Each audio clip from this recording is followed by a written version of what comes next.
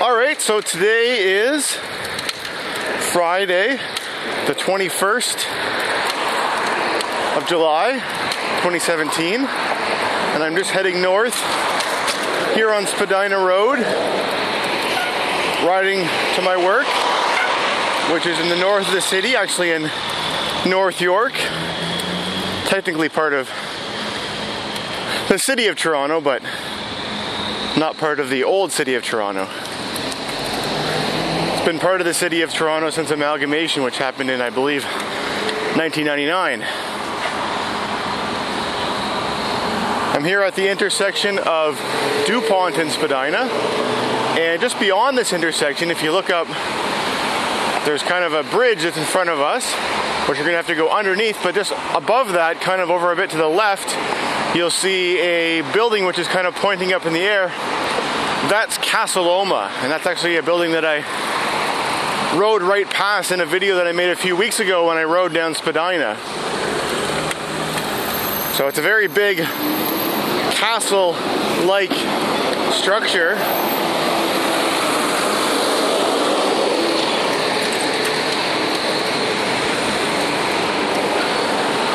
And it's quite a tourist attraction for people that come to visit Toronto to go and see Casa Loma. Alright, so we're going to take a right here onto this little street, which I believe is called McPherson.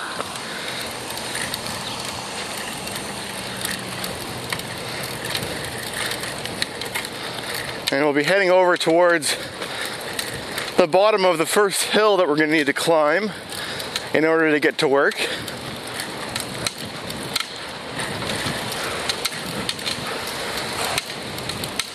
Because I live in the downtown area, specifically an area known as the Annex, and because my workplace is quite a bit north of where I live, north being further away from our lake, Lake Ontario, it means that I've got a fair bit of hill climbing to do to be able to get to my work location.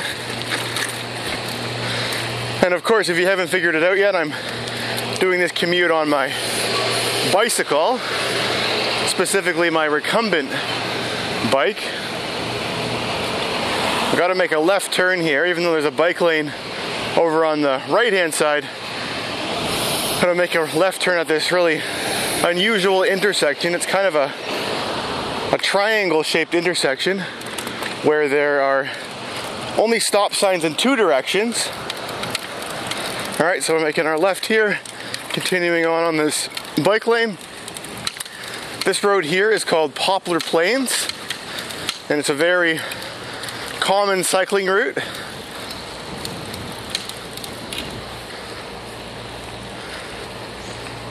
And I don't believe I've ever shown Poplar Plains in a video before, although I have shown the parallel route, which is known as Russell Hill and Bolton. And the reason that there's two parallel routes is because these are both one-way streets. So this is a great cycling route with a bike lane for climbing up the hill. But for coming down this hill, of course, you couldn't ride on this because it's going in the wrong direction. So you take Russell Hill, and as I said, I think I featured that in at least 3 videos in the past. I certainly showed it back in June when I made a bike to work video, or actually it was a bike home from work video. So yeah, this is the hill we're climbing here. It's not the steepest hill in Toronto, but it is something that you notice, and gets you huffing and puffing a little bit at least.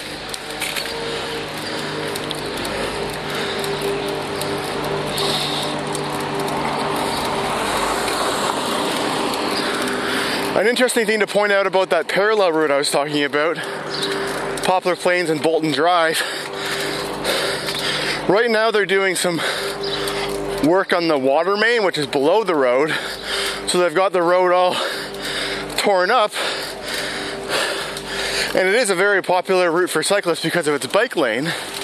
And unfortunately, the part that's torn up is underneath where the bike lane is. So that part of the bike lane is out of commission right now, but the contractor that's doing the work decided to paint in a bike lane on the other side of the road. So there's still a bike lane there, which is kind of special because a lot of times in this city, when there's construction near a bike lane, you go from having a dedicated space for cyclists back to having a shared road space with all forms of motor vehicles. Alright, and that's pretty much the extent of the hill that we just climbed. But we continue north along Russell Hill a bit longer. I guess a bit more of a hill, but not really much of one.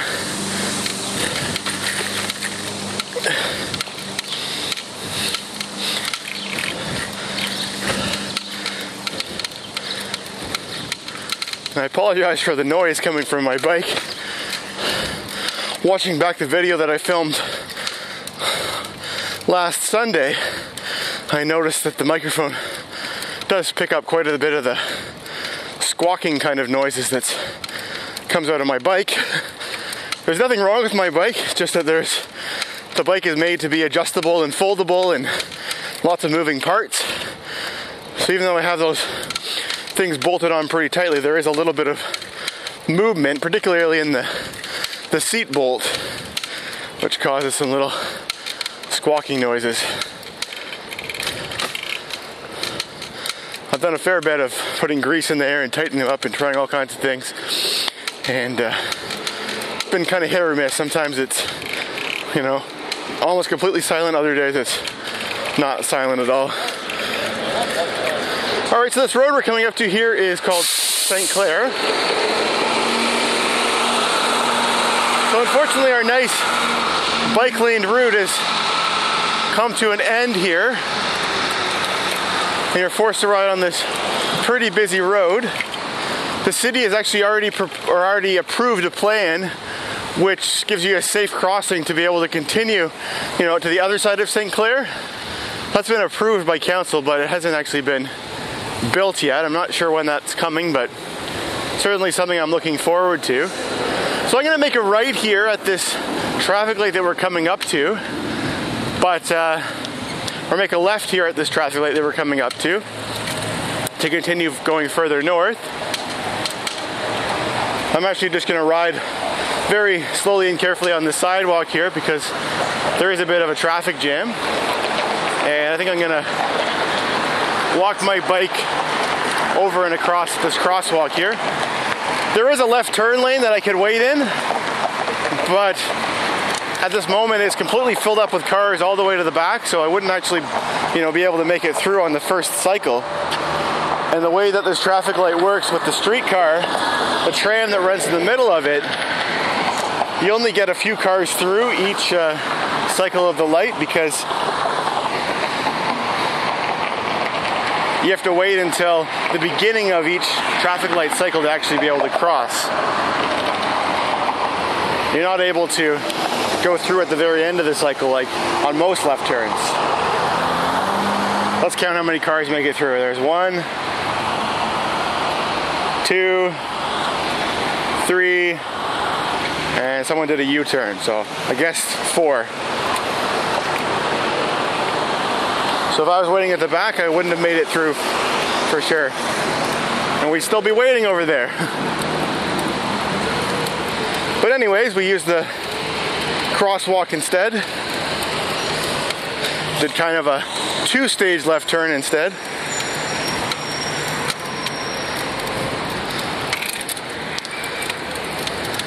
Straight ahead from us, you can see there's a building with a kind of a green looking pointed, triangular pointed roof. The clock on it. That's one of the buildings for Upper Canada College, which is an old private school.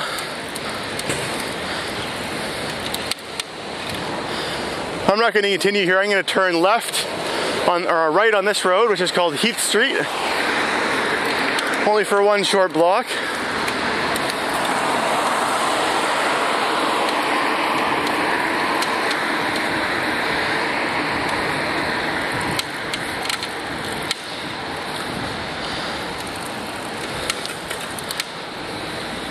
And then we're going to turn left here at this road, which is called Oriole Road. And again, we'll only be on this, I guess, for 2 short blocks.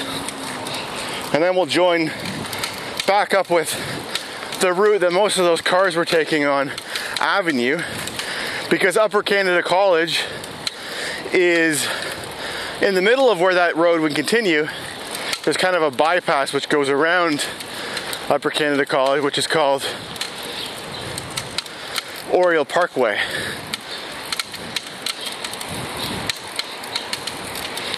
So we'll make a right turn here onto Oriole Parkway. And this is a little bit of a scary intersection here, because just the way that if a car was coming around the corner and they wanted to go straight, they don't always signal to do that. Kind of hard to picture what I'm talking about. Here's a visual on the screen of what I'm talking about. So if you're coming from you're going in the east direction, you have the option of going straight, which very few cars do, or curving up to the north. So if you're crossing that intersection, you have to try and figure out what drivers are doing, because they don't always, well, I guess they might not even be required to signal, just the way the road is built.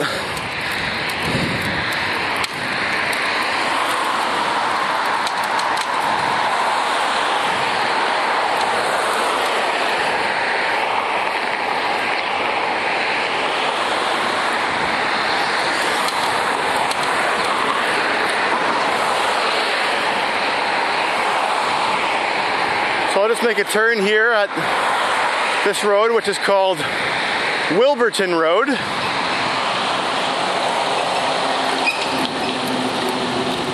So we were only on that busy Oriole Parkway for a pretty short stretch, and it was all of a stretch that had the painted buffer on the side, which isn't technically a bike lane, but it functions just like one. From what I understand, the city wanted to do something to slow down the traffic on that road, because, you know, there's lots of kids walking around that area and people used to just speed right through. So instead of putting in like planter boxes or some kind of a, you know, street furniture which would just kind of get in the way, they instead just decided to paint those buffers on the sides, which they could, there wasn't enough space to paint in, you know, official bike lanes, but there wasn't enough space to paint in those little buffers, which are a little bit narrower than bike lanes. But they're certainly better than how it was before. This little park we're riding through is called Oriole Park. And this is actually part of the bike route. Interestingly enough, this intersection right here, or this crossing, this used to be a lot narrower to get through. So for me to get my recumbent bike through there, I pretty much would have had to stop and walk it. But thanks to the local cycle advocacy group, after many, many years of working hard and trying, they were successful in getting that gate moved so there was a big enough gap for cyclists to be able to ride through instead of walk their bike through.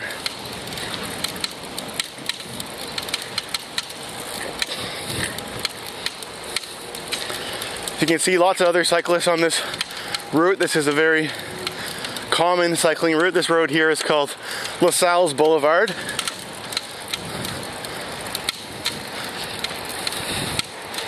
It's a nice, long, wide, straight, quiet street. Of course, just like most of the other houses along my route, lots of really big, old, historic properties, old houses.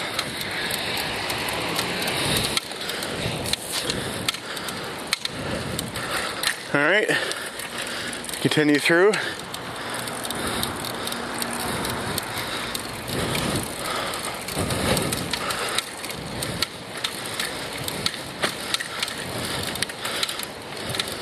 So my commute to work is not a short one. It's around somewhere between 13 and 14 kilometers. depending on exactly which route I take.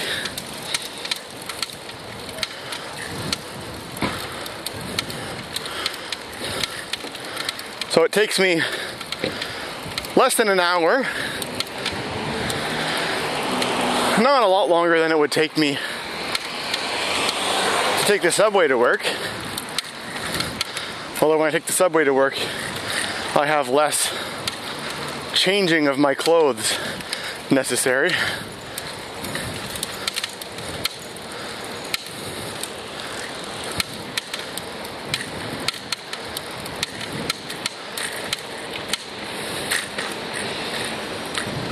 But I am thankful to have showering facilities at the office where I work, as well as a secure place to park my bike inside the building.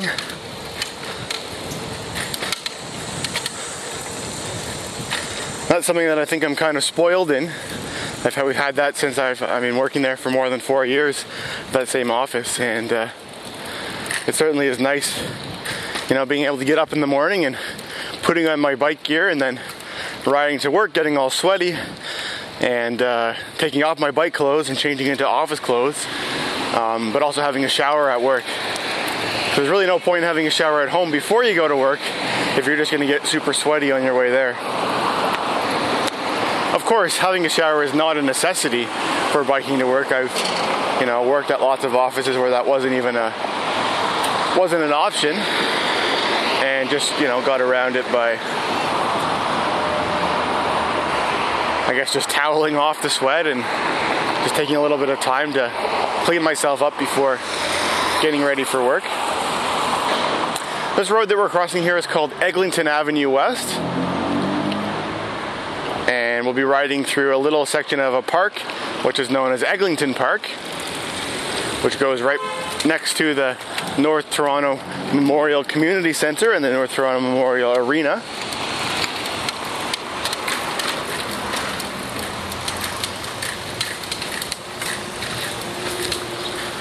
And this cyclist ahead of me seemed to be taking almost the same route as me. We'll see what happens up ahead. Because many people take a very similar route, but there are kind of little different variations that you can add to the route or change. People have different, just from people I know that ride this route, take different variations. One variation would have been if I would have gone straight through there, I could ride right through Oriole Park, Eglinton Park. Alright, so that cyclist is going straight and I'm going to be turning left here.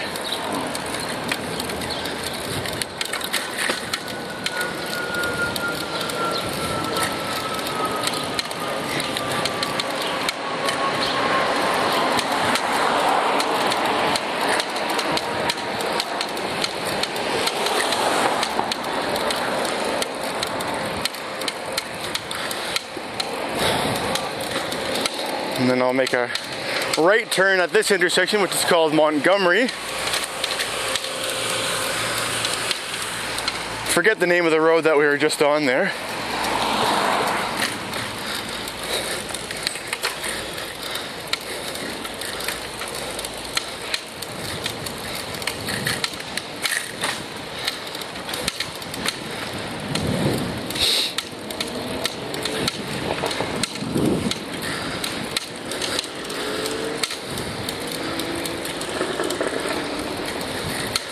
But here we are at an intersection of a road called Duplex Road, which if you've watched my bike commuting videos before, you're probably intimately familiar with Duplex Avenue.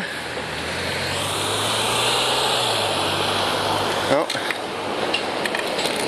there's the purple cyclist again. So our two routes were pretty similar in time, coming on our different streets.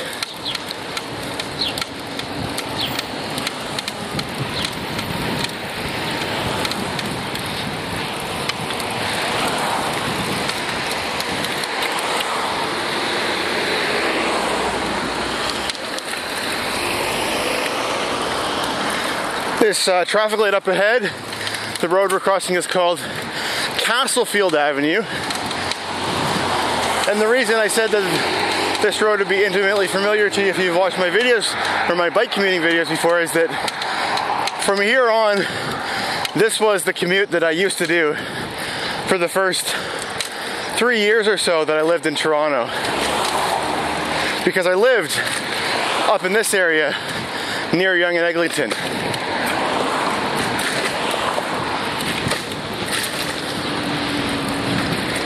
And at this point I probably have 20 videos or so of me commuting from Yonge and Eglinton to where my workplace is at Yonge and Sheppard.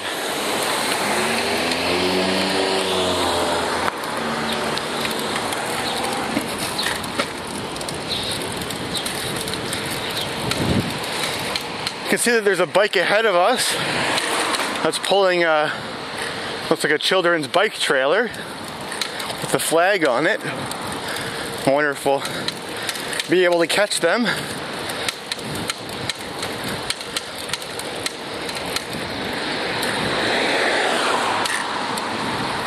I know when I first started riding my recumbent bike, I was finding that I was getting passed by other people all the time,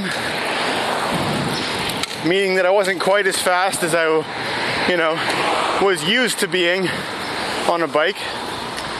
But I think as I've been riding recumbent, on a daily basis for almost 2 months now, I think I've, strengthened the muscles that were needed for riding a recumbent, and I think I'm almost as fast as I used to be on a regular bike.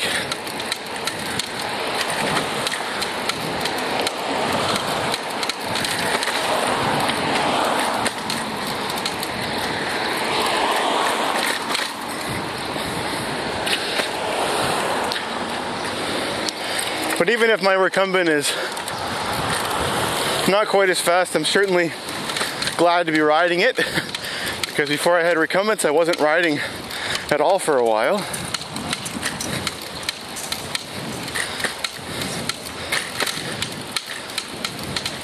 And that's because of a problem that I had with nerves in my arms getting pinched or compressed from the position of riding a conventional bike.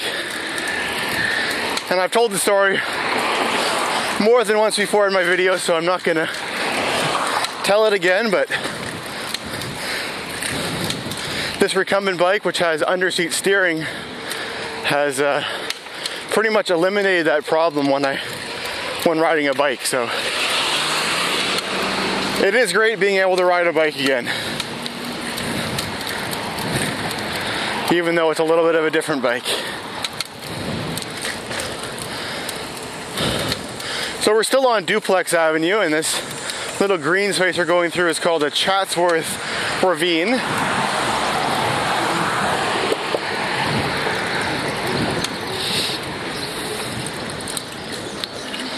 And this intersection here, this road is called Chatsworth Drive.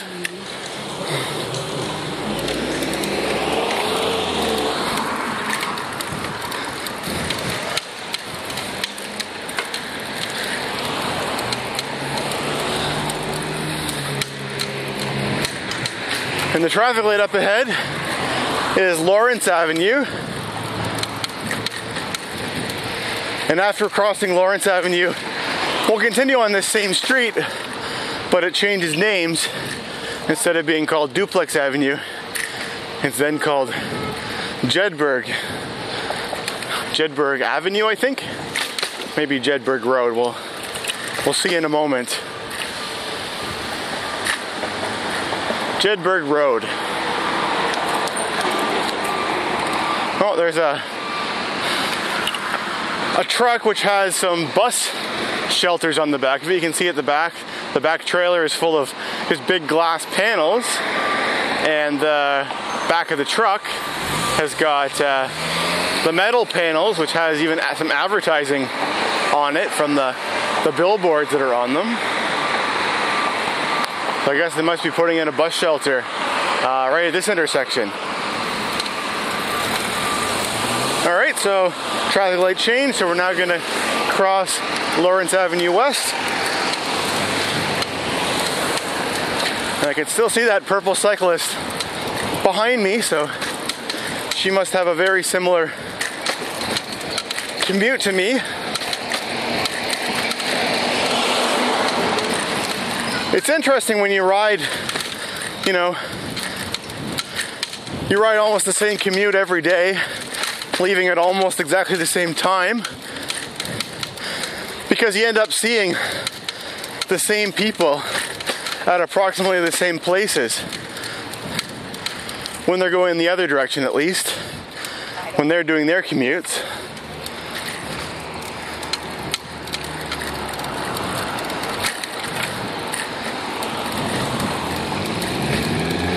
And it's kind of like an indicator in terms of how you're doing in terms of time. Like if you're gonna be, if you're gonna be a little bit late one day or something like that, you'll know it because you'll see the person that you normally see at, you know, intersection X. You'll see them at, like, you know, 2 minutes before you get to intersection X instead.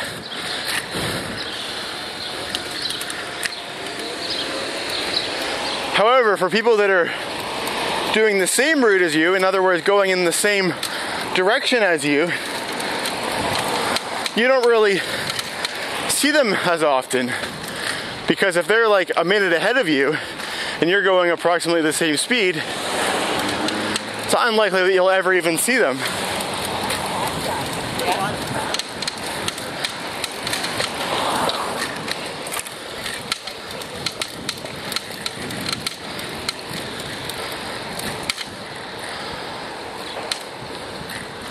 And having done, you know,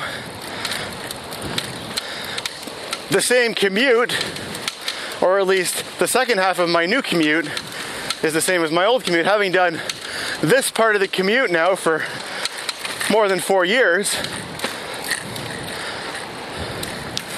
there's some people that I have been seeing, you know, on the same parts of the roads since the beginning of the 4 years. So in a way, it's kind of like the movie Groundhog Day, where, you know, everyone's kind of in the same place every day. Things kind of happen the same every day. Which is kind of neat, I think. All right, so we're almost at the end of where we're going to be here on Jedburgh Road. This next intersection here, we're going to take a right turn at a road called Deloraine. I think I'm just gonna grab a sip of water. A little bit harder to do because I forgot to, there we go. Forgot to take my water bottle out of my backpack and put it in my seat pouch.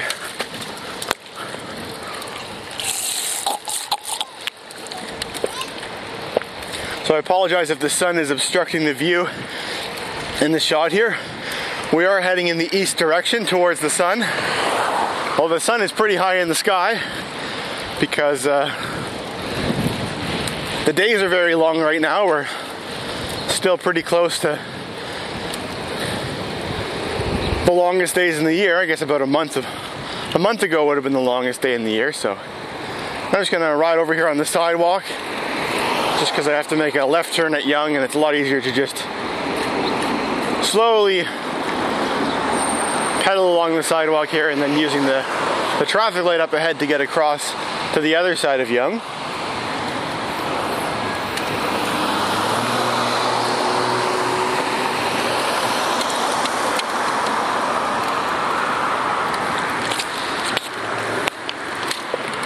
And we're now going to be riding down a big hill into Hoggs Hollow.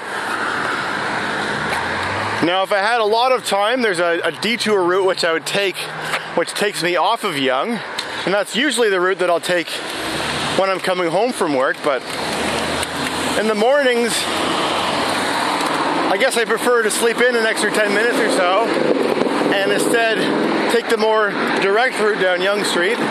It actually makes the hill a little bit easier to climb, because it's a little bit more gradual. But yeah, we're just gonna head down Yonge Street and take the advantage of my recumbent position and be aerodynamic heading down the hill. Trying to avoid the big bumps. Because I'm almost riding as fast as the cars, I just take the whole lane like this and no one seems to mind.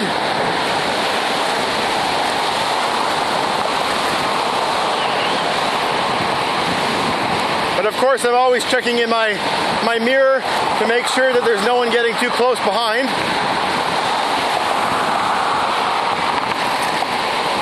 And here's a bit of a bump right here. Whoa, okay.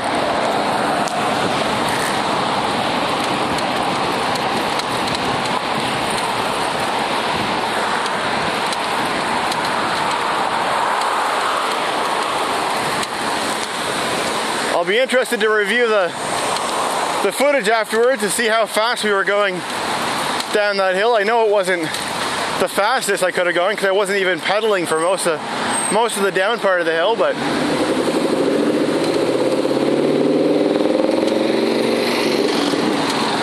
this road that we're approaching is called York Mills Road, and yesterday this road was pretty jammed packed with cars, and the reason was because the traffic light was out and there was police officers directing traffic. I think they actually had 4 police officers directing the traffic because it's such a big intersection. And the reason the traffic light wasn't working was because a vehicle, sometime in the night, like 2:30 in the morning or something like that, collided with their vehicle into one of the hydro poles, or actually one of the poles that had the traffic light actually on it, and you know, completely wiped out the whole intersection. And I looked it up, and apparently the driver had been arrested for driving while intoxicated, driving under the influence, which is really unfortunate. It's really unfortunate that people think that they can drive when they're drunk or under the influence.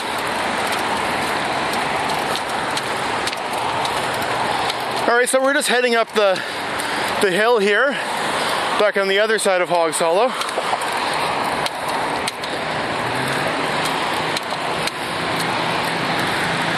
And I prefer to ride on the sidewalk for most of this because,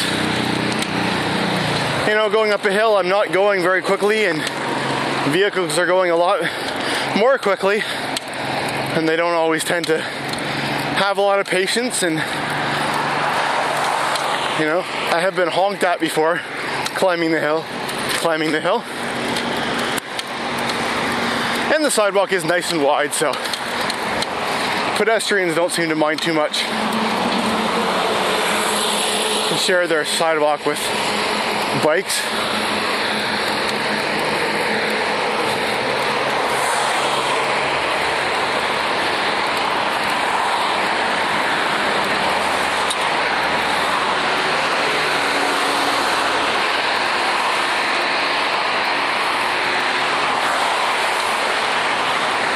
This time last week, this tree that we're just about to go under right here was very overgrown, and it made it pretty much impossible for somebody to walk or to bike underneath it without bending over and kind of crawling almost to get through it, or stepping out onto the road. Or it was pretty badly overgrown. So I decided to report it to our city's, helpline, called 311. It's a phone number that you can dial while you're in Toronto, and it goes to the city that answer the call, and they will, you know, report things like that to the various different departments that take care of them. They also do the same thing on 311 is available on Twitter. So what I did with it is I actually took a picture of that overgrown tree and I tweeted it to the 311 Toronto contact. And within a few minutes, I got a response back saying, "Thanks for letting us know. We've reported this to the forestry department." And a few business days later, I rode through and it had been nicely trimmed. So it's nice that the city responds to feedback like that. I've used that quite a bit for other things. For example, probably a month or so ago, maybe 2 months now, there was a place on the sidewalk that I was walking one day, and there was some kind of a sewer cover that was missing. So there was just this really big, wide hole in the middle of the sidewalk that went down like probably 30 centimeters or so.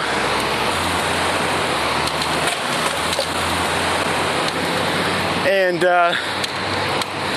it was a pretty bad tripping hazard. I was walking along and I was looking at something and I almost stepped in it, so I thought, this could potentially hurt somebody, so I reported it to them, and that one they were a little bit less responsive to, but eventually they did fix it. So it looks like we're going to be heading onto the 401 highway, but we're actually just riding on this on-ramp to get to this sidewalk, which is built here, which allows you to bypass the main part of Yonge Street, crossing the 401. This is my preferred route of getting across the 401. So I'm just looking over my shoulder, waiting for a gap in the traffic to get through. And I apologize for the bumps on my camera when riding through here.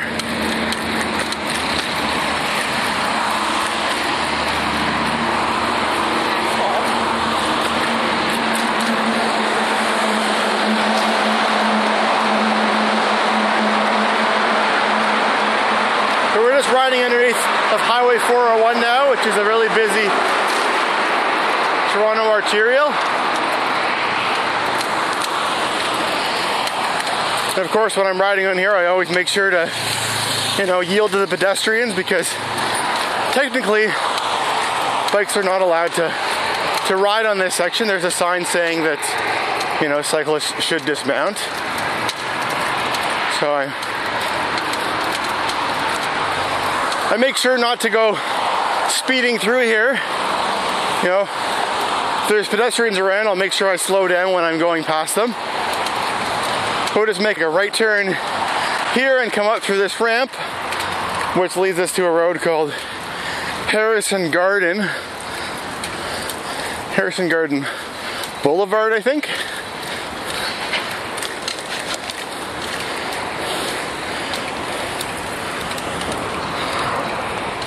I'm not always the best at remembering the second part of the name of a street, like Yonge Street or Bloor Street. In Toronto, we tend to just stick to the beginning part of the name of something.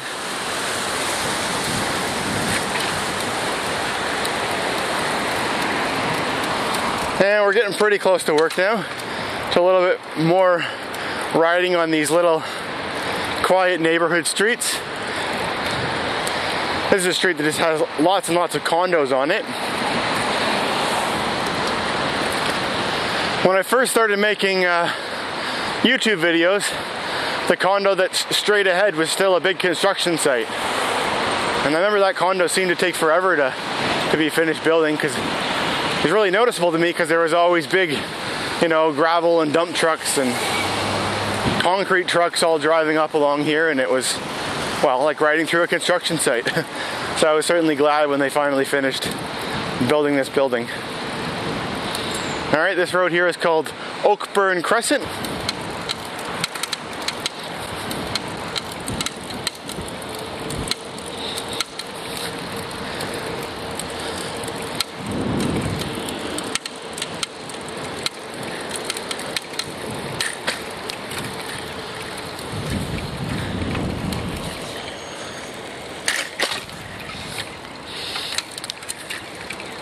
And this road has now changed names and it's now called Burnwell Avenue. And we'll continue heading north along here.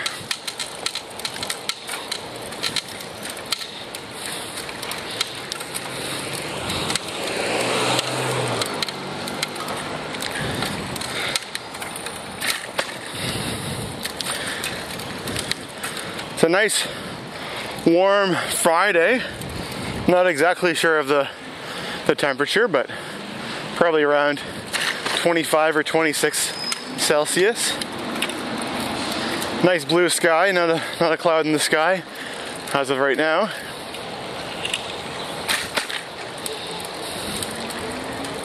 Alright, so now turning left onto this road, which is called, forget the name of it.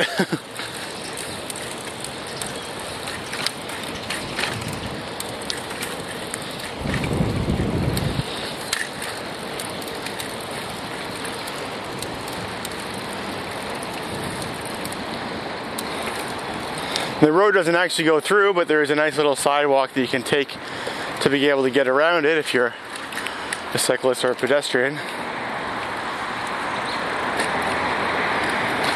The road is called Leona Drive. And I do believe it did once used to go through all the way to here, but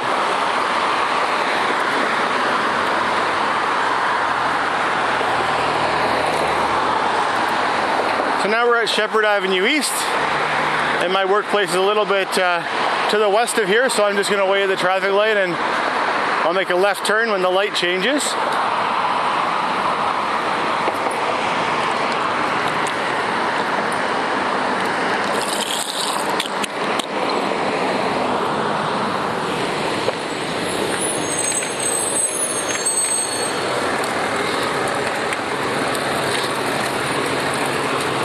So anyway, I hope you've enjoyed joining me on this Friday morning bike commute to work.